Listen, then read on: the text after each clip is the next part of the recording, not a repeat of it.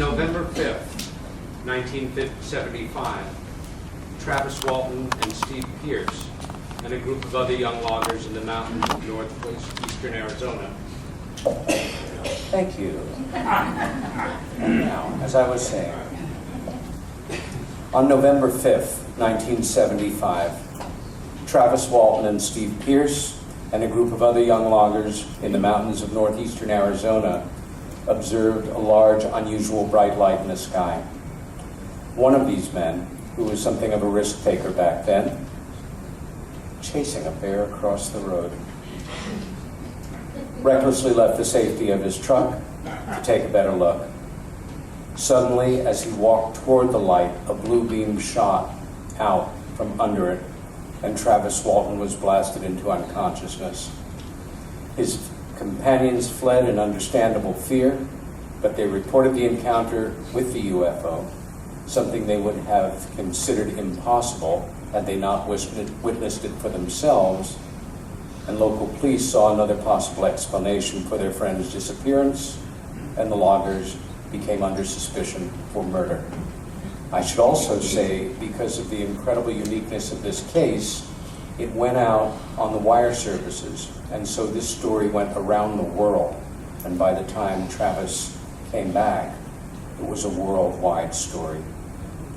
For the next 5 days, Arizona law enforcement mounted a massive manhunt for Walton or for his body. He then reappeared, disoriented, dehydrated, and suffering from post-traumatic stress. While initially unable to tell the whole story of his encounter, Fire in the Sky was published 3 years later, followed by a major motion picture of the same name. In the intervening years, Travis has gone on to become one of the most respected people in the entire field of UFO studies, and his lectures draw standing room only crowds at conferences both here and abroad. We are so glad to have him back this year, and particularly as Steve Pierce was able to join him for his second Experiencers Conference. Well, Travis's second. So I can only say,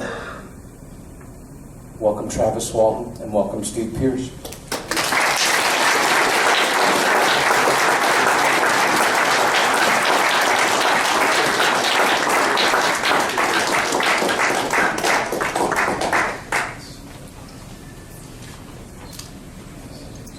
Thank you.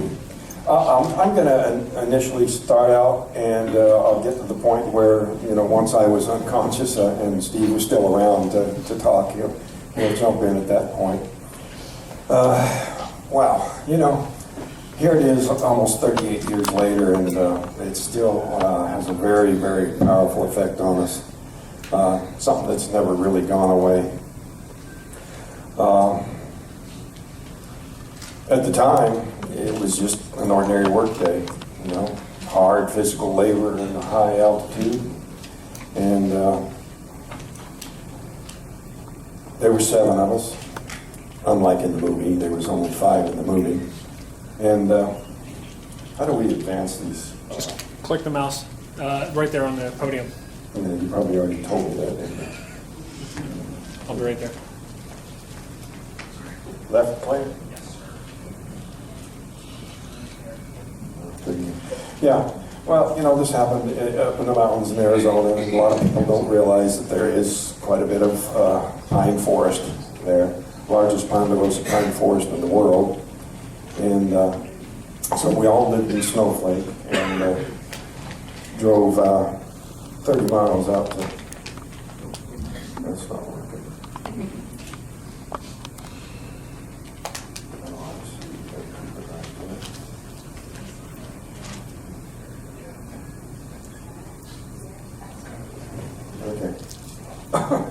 All right. Anyway, we'd all drive 30 miles out to the town of Heber, and that was on the last of the paved road. And then we'd drive back up into the forest from there. And the contract was situated right up on the edge of the rim, the highest point in the whole area except for over there around Flagstaff. So we were up above 7,000 feet. And Pretty remote area, you know, a lot of wild animals, wild horses, quite a trip out there. And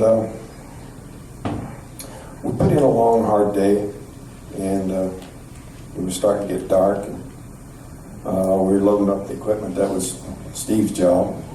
And we packed up into the truck, and let's go ahead and advance the slide there. There's the crew.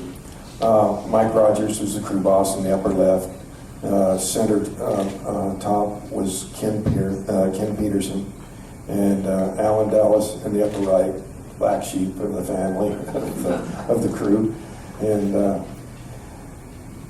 lower left was Dwayne Smith, 6'7", and obviously he was not in the movie. And John Gillette there in the middle, and then Steve Pierce in the lower right. And I'll let Steve tell you a little bit about himself when he gets up here. But so, you know, we loaded up the equipment. We're headed out of there. It was starting to get dark. Go ahead and advance again. And we all fit in a crew cab truck, you know, 4 in the back, 3 in the front. We're headed out of there. And in the movie, it looks like we'd been driving for some time and people were dozing off, but it was really quite soon after we loaded up. Everybody was still sweating from work and, you know, wide awake and talking about different stuff going down the road when I started to catch glimmers of the light coming through the trees, and, you know, one by one, various people in the crew were catching sight of these glimmers of light, and so I'm not sure who noticed it first, but it wasn't all that alarming. It wasn't like, oh my God, what's that right off? It was just, hey, you know, this is supposed to be dark forest out here. What could that be? And I was thinking at first probably deer hunters, because, you know, it was deer hunting season, and we'd heard some shooting in the distance during the day. It kind of reminded us of that. So we were headed south along, paralleling the crest of the ridge, and the crest of the ridge was to our right. So the light was coming from up ahead, but I noticed that it was coming from higher than where ground level would be. And so that wasn't fitting in with the deer hunter theory. And, you know, we all went through a lot of the same kind of alternatives in our mind, wondering what that was. Crashed airplane, was it the moon, forest fire? Because there was a time or two where we were on the way to work and would see a tree that had been hit by lightning the night before. And the Mogollon Rim area has the highest number of lightning strikes of any area in the continental United States outside of the Everglades. So lightning wasn't that unusual, but we'd had clear, dry weather since the last snow, and it just wasn't lightning season at all. Lightning season generally, you know, from 4th of July for the next 6 weeks after that, and we have our own little monsoon season. So we're trying to figure out what it might be, but I could see there was a break in the trees up ahead, and some of the light was shining across the road, across the path that we were traveling on, which was a very rugged logging trail, if you could call it that. You know, it was a pretty rough ride, jostling everybody in the cab, and the truck didn't exactly ride that smooth, but I said, Mike, hurry up and get up there where that light is. I'll see what it is. And so when we finally got up there, it was, you know, the trees were really thick and we couldn't see it at all, and then all of a sudden we could see it clearly. And it was just, boom, just sudden impact of, whoa, you know, this is the whole game changer. Alan Dallas yelled out, "It's a flying saucer or UFO," or something like that. I don't know, maybe Steve remembers exactly what he said, but Alan was by the passenger side door in the rear, and then was Steve, and next to him, I think, was John Gillette, and then Dwayne Smith on the far side. Mike was driving, Kenny in the middle in the front, and I was by the front passenger door. And as soon as I said, Mike, stop the truck, as soon as we could see what it was. And he slammed on the brakes and, skidded to a halt, which, we weren't going all that fast to start with because it's a pretty rough road. But as soon as the truck stopped, I was throwing open the door and heading towards it. Like Geraldo said, what were you thinking about, boy? But it was just kind of an impulse. Alan did a interview for Hard Copy back in '93, and he was saying it looked to him like I was in some kind of a trance, like I was just being drawn towards it. But it didn't feel that way to me. I just thought on impulse that I'd try to get a closer look before it took off. And I was just assuming it would take off before we got that close. Because that's often the case if, you catch sight of wild horses or a wild animal, on the way, and you tell everybody, hey, look, it's gone before you can even get everybody to look in that direction. So that's what I was thinking as I got out. But immediately, a lot of the crew were starting to get alarmed and starting to call at me, to get me to come back. And then I noticed that the craft wasn't taking off like I'd assumed it would. And so I slowed way down. It was making a really strange mixture of sounds. A real high-pitched, high-frequency, cyclic sort of a sound, and a low rumble that was just so, the sound was probably off the range of human hearing on the high and the low end. But I think what was carrying best to us in the truck was the higher pitches, because higher pitches carry better over distance. But the closer I got, the more I could just feel the sound in my body. And Mike said he could feel the vibration in the steering wheel.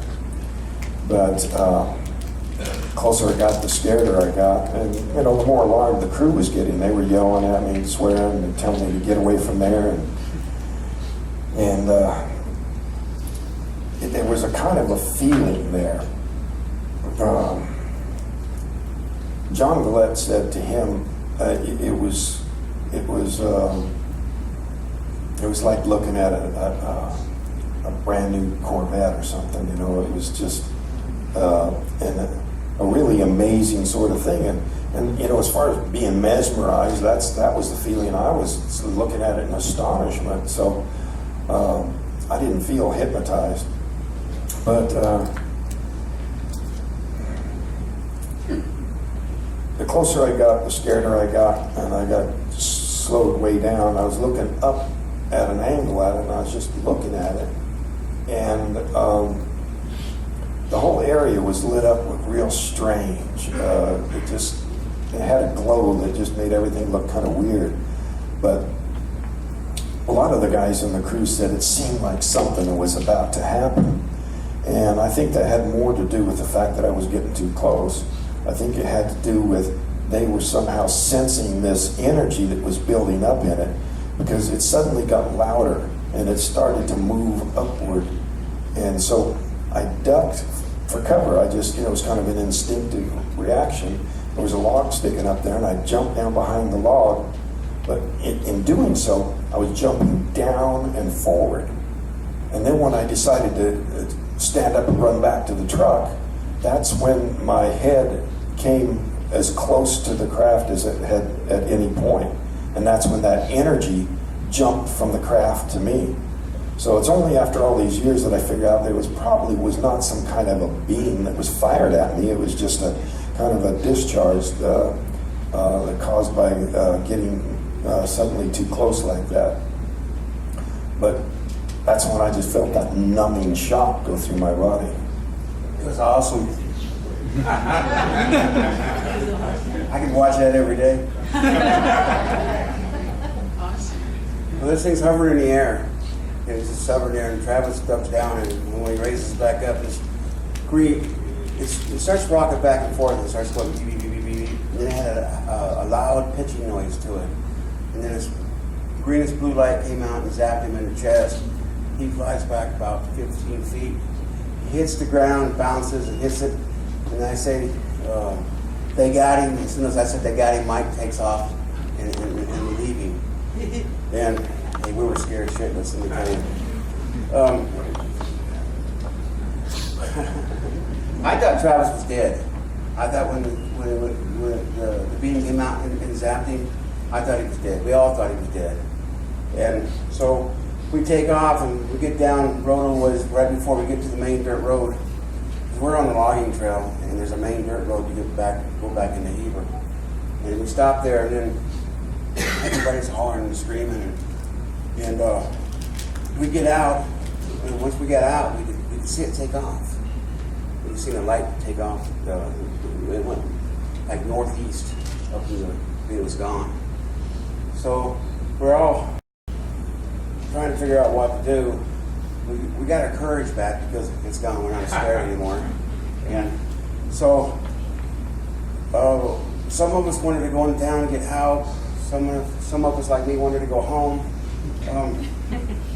But we all decided, in the movie it shows that Mike went back by himself. That's not true. We all got back because you wasn't going to leave none of us out there.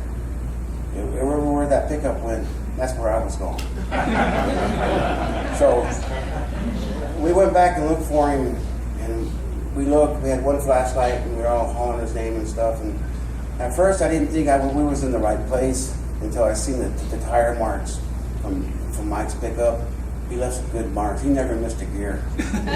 And so we looked for him, and we couldn't find him. So now we're trying to figure out what we should do now. Call the cops. Go back to Snowflake, get some help. Go back and look for him. And so we decided, okay, when we was out there looking for him, Mike was really upset because he left Travis behind. He falls to his knees and says, "Oh, I left my best friend behind me. Look what I've done." And so when we get in the Heber, we got to a substation for a phone company, and there was 2 phones there. So Kenny got out because Mike was still upset and he didn't want to talk to the cops. Kenny got out and he called the cops and told them what was going on, but he said it was a missing person. He didn't say nothing about a UFO. So then we go down about 2 blocks to the main drag of Heber and stop at a gas station, and we sat there and we waited for the cops to show up. There was like 3 cops showed up. It was a town cop and deputy sheriff, and the sheriff Gillespie showed up. And so we're telling Gillespie what happened, and he really don't believe us. He thinks we're partying or drinking. He's looking for beer cans, and he gets each one of us separated. Then he talks to each one of us. Then he says that Mike has to go back because he's a crew boss. He has to go back, and I want 2 volunteers. So Kenny Peterson volunteered, and Alan Dallas volunteered, and I got to go home. And so 3 of us went home. John Gillette, Dwayne Smith, and I went home, and John Gillette drove Mike's truck back home. We get home. You want to go for a minute? All right. There's a lot more to tell there, but he'll come back on in a second. But when that beam hit me, all I felt was kind of a numbing electrical sort of a shock. And Dwayne Smith later became a journeyman electrician, and he said that it sounded like high voltage to him. He says he worked around industrial applications where there's these big knife switches, and he says when those things kick in and you hear that power surge, that's what it sounded like to him, a huge amount of energy. And so it's totally understandable that they would take off like that, you know. From the get-go, you know, my family, people in the town, were saying things about these guys that they were being cowardly and taken off like that. But I want everybody to understand that it would have made no sense for them to stay there to try to save somebody that they already believe is dead. In the movie, when the beam hits me, it looks like this spotlight comes on and just tosses the actor back. But it was much more abrupt than that. What they described to me was more like I'd stepped on a landmine, like an explosion that threw me through the air so violently as my body tumbled limp like a rag doll and hit the ground without protecting myself, that they just knew that I was dead. So it would have made no sense for them to risk their lives. They had no weapons. And, Mike did the right thing, get the crew to safety, collect his thoughts, figure out what to do. And so that's, the fact that they all went back that night shows a great deal of courage. Not cowardice, courage, because they would have had every excuse to just keep going. I went back and SpaceX was gone. Yeah, and they did go back, but still, Ken said on his way back that the thing that was driving him, the most of his fear, was anticipating seeing my body in some sort of horrific condition. We thought he was dead. We thought we were going to go back there and we was going to find a body that was burned, or, that's what we were looking for. And the next day when they got the posse to go back to look for him, I snuck out the back door because I just knew they were going to get out there and find a dead body. I just knew Travis was dead out there. And so I hid all the next day. Tell him when Dwayne said he thought that I disintegrated. Well, when we stopped and when we took off and left Travis, when we got out to talk about to go back, Dwayne Smith thought he was disintegrated. And I told him, I seen him hit the ground. I know he was there. In one piece. In one piece. I don't know what a body looked like, but I thought he would be all, burnt. And because when this blue screen light came out, I could feel something like something come across my face. A huge amount of energy. Huh? A huge amount of energy. Yes. So I thought he was fried, electrocuted or something.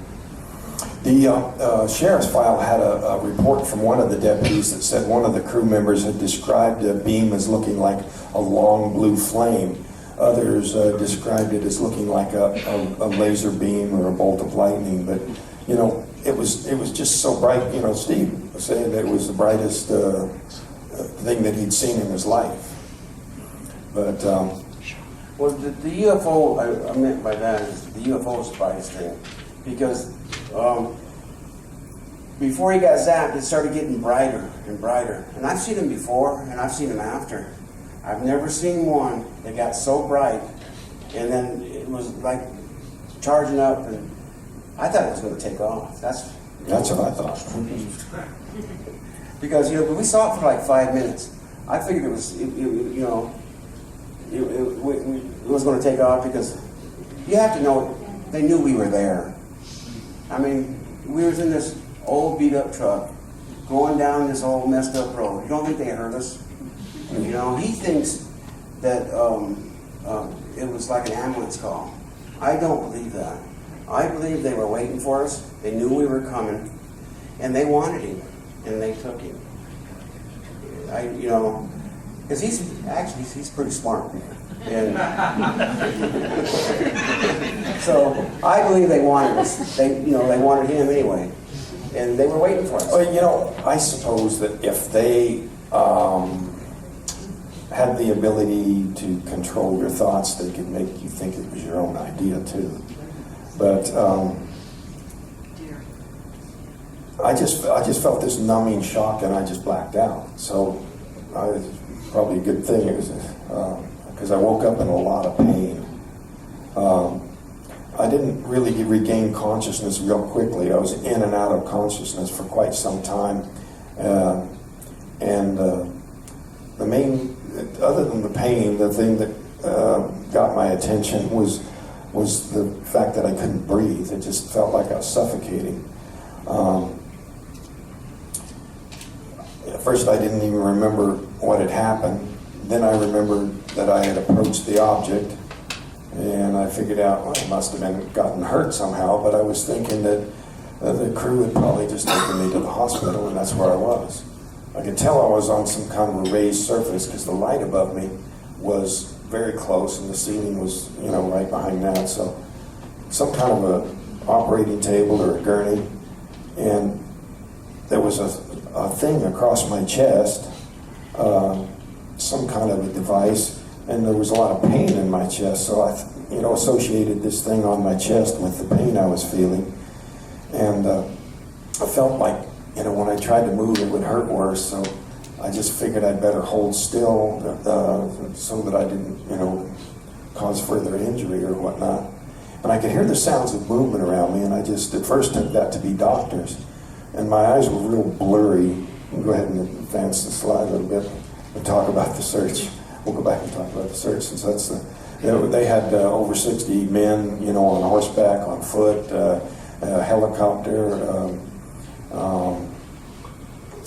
combed the area for days. And I didn't see one of them. They couldn't but find Steve will them. get into that as soon as I tell you what happened aboard the craft. Steve can tell you all about the search and the polygraph test and all that. But when I couldn't focus my eyes, but I could make out these forms of what I took to be doctors. It looked like they were wearing a white surgical cap and mask and just this little gap for their eyes. But when I could focus more clearly, then I could see these creatures just standing over me. I just flipped out. I just instantly had a huge shot of adrenaline, and that, woke me up further and gave me the strength to finally just raise my arm up and try to push them away from me. And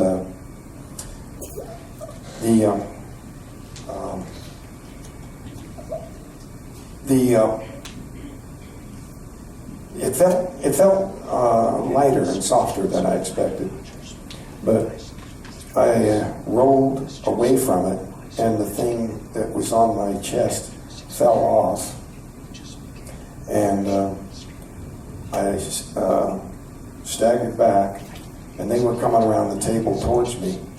And so when I bumped into this little shelf behind me, there was a whole bunch of things laying out there, and I just grabbed the biggest thing there and started swinging at them and screaming at them to stay away from me. And that worked because they didn't come any closer.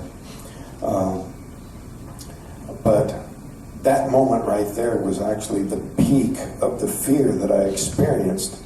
And, it took a lot of thinking over the years to figure out what was going on there. But when they were all three standing there staring at me like that, it wasn't just the fear that they were like about to attack me or something. The feeling of those eyes boring into me was just unbearable. It felt intrusive, invasive, and like they were getting into my mind in this really disturbing sort of way. And that all makes sense in light of what happened later too, because I was, I'm thinking that probably the energy when the beam hit me caused an injury to the brain that prevented them from controlling me in the way that they were expected to be able to. And so they were trying together to do it all at once, and it wasn't working. After I was returned, I was given a lot of medical tests, and one of those was an electroencephalogram, a brainwave scan. And this was done at Barrows Neurological Institute, a world-famous brain trauma center in Phoenix, Arizona. And the doctor put me in there under an assumed name. There was such a madhouse of attention that it was done in order to not attract undue attention. But it also served the purpose of getting a more objective opinion from the technician, because he wrote in his report, not knowing who I was, that there was this odd brainwave pattern. Let me see if I can remember how it went. It was something like a bisynchronous wave all traveling alternately from front to back, which is, pretty impressive sounding lingo. I've yet to ask a brain expert on that, what that might actually mean. To the technician, obviously, he thought that was some indication of injury, because that's what he was supposed to be looking for. And in the follow-up, I intend to have another scan to see if that unusual pattern has persisted. But that staring, that horrible feeling that gave me was the focal point of my nightmares for months afterwards. That was the hardest to take. And a lot of people don't understand the degree of fear. And, you know, part of it, of course, is this feeling of this invasive thing in your brain. But you combine all these factors together, the pain, the inability to breathe, the dim lighting, the cramped quarters, claustrophobic, but above all, the inability to get enough air. In the movie, there's a scene where D.B. Sweeney is thrown down on the table, and this membrane is placed over his face, and he's struggling to breathe through it, to scream through it. And that didn't happen in reality, but I think that one scene did a better job of communicating to the audience the degree of panic that not being able to get enough air creates in you. And I compare this to waterboarding. It's an interrogation technique that's extremely effective in getting information out of people. You know, it's actually physically quite harmless. I mean, our people had it done to them in order to train to resist this technique, and the terrorists also experience this. They're trained to resist it, but it works anyway because it operates on instinctive fear levels that you just can't reason away. So I don't know why we're getting all this feedback, but Don't cut the mic. can you Yeah. point that somewhere else? Yeah, point it the other way. Okay. So I was thinking of fighting my way past them because the only door was on the other side of them, and so I was trying to figure out how I was going to do this, you know, martial arts or something. But they suddenly turned and just went out, and I was surprised at how quick they moved. It was kind of a squirrel-like movement. You know, people ask me what were their movements like? Did they move robotically? No, there was nothing robotic about that at all. It was very fluid, very quick, and you know, flicky like a squirrel or something, you know. But they went out and they went to the right, and it's immediately just, you know, thinking that doorway was my way out. That was what I was focused on. All I could think about was escape, and so I just went to the door and looked to see if they were coming back. And since they'd gone to the right, I went to the left. But this little passageway was so cramped and so narrow and tightly curving that I couldn't see far enough behind me to see if they were chasing me. And on top of that, I couldn't see very far ahead to see if I was running into something worse. But I was just panicked, you know. I was just kind of torn between, you know, what was behind me and what was ahead of me. But this fear that took over, you know, so many people think, well, if I was in his situation, I would stay calm. Yeah, ask good questions, collect a few souvenirs, you know. But I was just kind of mindlessly thinking, just find a way out any way I could. So I was thinking, open the door and jump out. Not very smart because I didn't know where I was, but you know, I was assuming that it was still in the woods. So I came to this door and I looked in, and there was some other doors, what appeared to be doors over there, and I was thinking of trying to open one of them. And so I pieced together the schematic, the ground plan of the craft later, and realized that those doors couldn't have led to the outside because they were too close to the middle of the craft. But that's what I was thinking when I went into this room. And so you can advance the slide. There's my nightmares. But this is what I pieced together later. But when I moved into the room, I was going to avoid the chair because it had a high back and I couldn't see if there was somebody in it. So I moved along the edge of the wall around to where I could see there was nothing, no one in it. But when I moved towards the center of the room, it would darken, or appear to darken. I don't know whether it had something to do with just the perspective of being near the middle of the room, or if something came on automatically that way. But it was then that the room would darken and I could see points of light in a star pattern, you know. So it was some kind of a viewing screen of where it was at, or perhaps a map or a planetarium-like projection. But it was all around. It was on the floor and the ceiling and everything. And it really, you know, I've thought about this a lot over the years. Why would they need that? You know, I mean, how could you tell anything? What good would it do to see the stars? I mean, it's so, the distances are so vast and the movement's so quick. But somebody suggested here a while back that maybe there were other things there that I couldn't see, that perhaps they see a broader spectrum. We don't see an ultraviolet or infrared like some animals can, but perhaps they could see an overlying grid pattern or system of symbols or measurements or something. And so I tried to open a door, and there was no doorknob, no button, no nothing, and I couldn't even see light through the crack.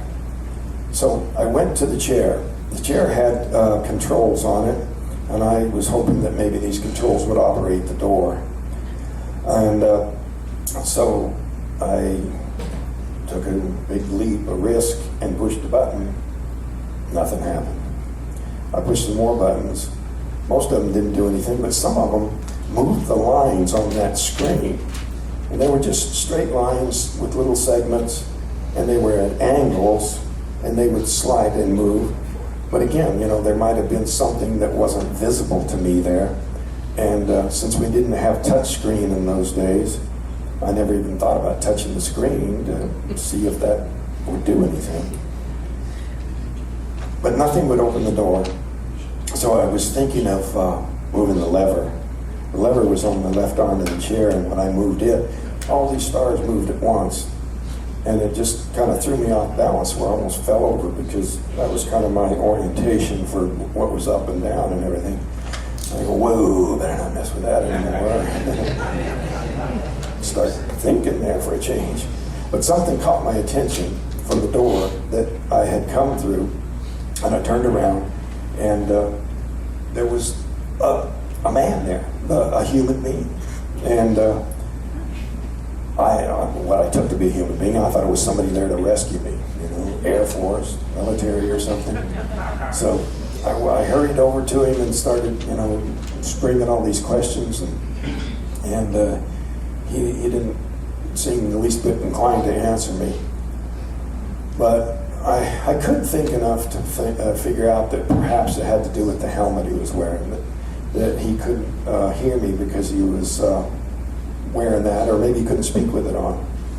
But I don't know whether it was fogging up in the back or if it was just frosted, but the back side of it seemed kind of grayed out a little bit, or quite a bit. But when he wanted me to go with him, take me out of there, and I'm only too happy to go. I want to get out of here, you know, get away from those creatures. So he took me out through what I think was probably an airlock, because it was just this little piece of hallway that, you know, one door closed and the other one opened. And but when the other door opened, all this cooler air came in, and it seemed a lot easier to breathe. But then he wanted me to go down this ramp, and I was thinking, whoa, that looked way too steep. And I was really still very weak and kind of stumbly feeling, but it had a real sure gripping surface to it. It just didn't seem the least inclined to slip. So he's hurrying me, and I tried to look around, but he seemed in a big hurry to get me somewhere real quick. And I had to pay attention just to keep from stumbling, but I was also mostly concerned with where is he taking me? What's being done with me?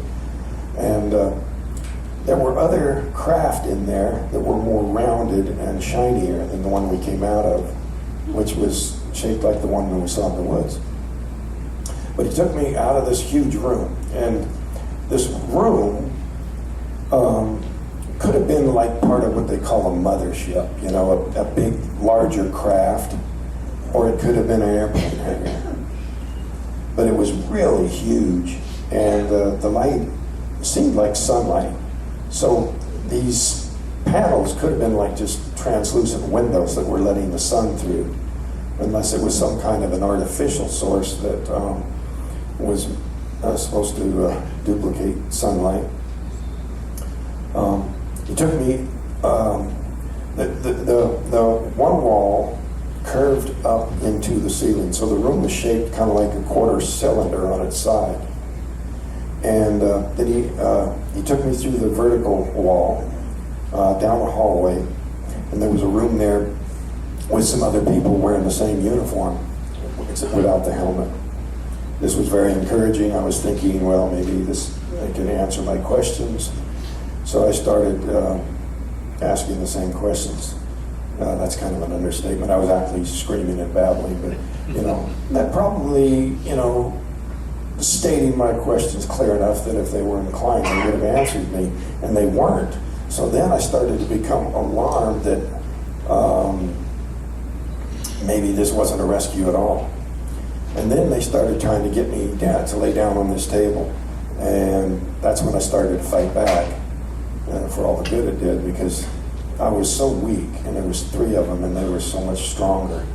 But my panic, I was able to get one hand free long enough to just get it under the edge of the mask. They put a mask over my face, but before I could pull it away, I lost consciousness. Didn't hurt or anything, it was painless. I just blacked out real quick. And so next thing I remember, I was waking up on the highway. Now I don't know where in the period of time that I was missing that this period, conscious period occurred. Could have been right after I was hit or right before I was returned. But I know there was a lot more time than that. I was to learn later. When I woke up on the roadway, there was a light above me, and I looked to see where I was coming from, and that's when I saw the craft that apparently had dropped me off just shoot up into the sky. But the main thing was, this was a familiar environment. Even though it was night, it was in the woods and it was outdoors, and you know, I'm an outdoors sort of person, so I immediately felt this big flood of relief and this feeling of freedom. And I had some difficulty standing up and getting my balance, because I felt kind of weak and shaky and unsure about my balance. But I recognized, go ahead and advance it,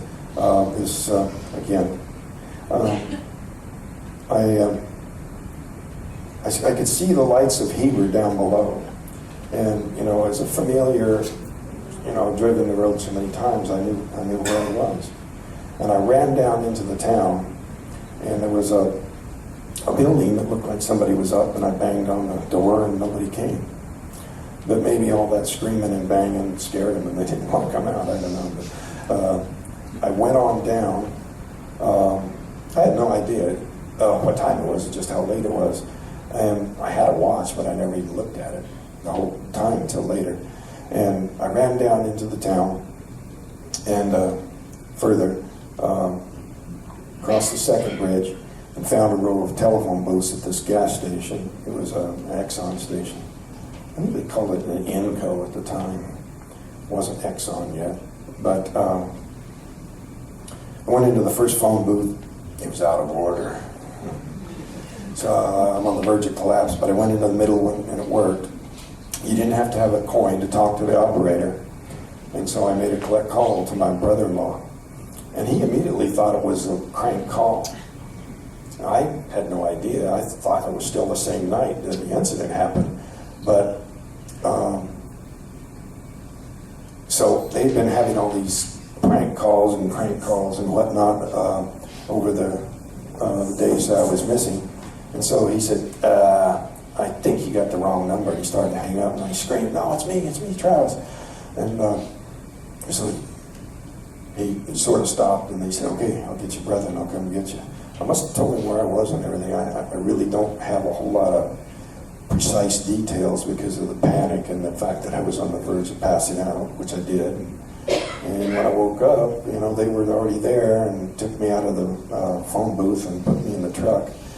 And in the course of the conversation there, I kept trying to tell my brother what I'd been through, and I just kept breaking down, sobbing, and he said, never mind, just don't try to talk anymore.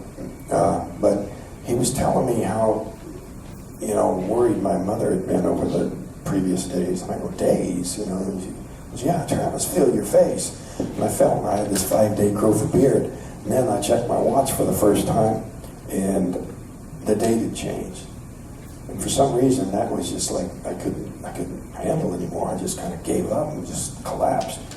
But my brother put his arm across me and you know, was very protective from that moment on. He said, there's no way I'm going to let that crazy mop get a hold of this guy in the shape he's in. And but we went back to Snowflake, and he, you know, brought me to my mother, and that was an extremely emotional situation there, you know, that a son that she thought, you know, was probably dead and she would never see again. And it's really hard to recall, you know, those moments there. But my brother was determined to, his priority right then became to get some medical help of some kind, to check and make sure that I was okay. But it was impossible in Snowflake. You know, Steve can tell you about the photographers taking pictures through his bedroom window, and they were taking pictures through my mom's windows and stepping in the flower beds, and all these crank calls and all these people from out of town. There were news crews from England and Japan and other places from all over the country, and it was just such a madhouse during the days that even though it was the middle of the night and all that had kind of died down, my brother was, you know, perfectly aware that there was no way we were going to get medical treatment in a crazy atmosphere like that. So he just, it was the middle of the night, and in our town there's no gas stations open at night, so he would siphon gas out of one vehicle and was putting it into his truck, and began to take me to Phoenix right then. And so Sheriff Deputy Flake, in the movie it was Blake, but Flake stops by and says, what you doing? He says, well, I'm going back to Phoenix. And he said, okay, and went on home. But the sheriff, we found out later, had received a tip from the telephone operator who wrote the law and listened in on the phone call and reported to the sheriff, which I'm not finding fault with them for doing that, because under the circumstances, I'm glad they did, because our famous UFO skeptic there was trying to claim I was someplace else, but you know, there's proof that I was right there making that phone call. And so my brother took me to Phoenix, and he had been contacted during the search by this UFO investigative group saying, if he's ever returned, come to us, and we'll take care of any kind of medical stuff, because we know how to handle this, and nobody else would. So we went to him, and it turned out this guy was a total quack. He was not a medical doctor at all. So my brother got me away from there, and pretty quickly were contacted by the Aerial Phenomena Research Organization, who did have real doctors in their Phoenix membership. And so they arranged for the medical testing that I then underwent, and it was pretty thorough, and good thing for that too, because there were all kinds of theories. The group that lost the case started trying to claim that we left there because I was high on hallucinogens and we didn't want this guy to know, which was really stupid, because why would we ever go there in the first place if that was the case? But they had to make up for some excuse why they were dropped when they had already been bragging to the news media that they were in charge of the case. But one of the medical tests that several of the medical tests that the real doctors put me through was to have my blood and urine samples put through the Maricopa County Medical Examiner's drug screen, which proved there was no trace of any drug in my body. And it's amazing how that little bit of disinformation that went into the media right there persisted for so long, in spite of the fact that those medical tests disproved it, and in spite of the fact that it was actually a question on several of my polygraph tests. But anyway, I'm going to kind of take a little break from explaining what happened to me right now, because I want Steve to tell you all about the accusations of murder that came up during the search and what they went through with the lie detector business.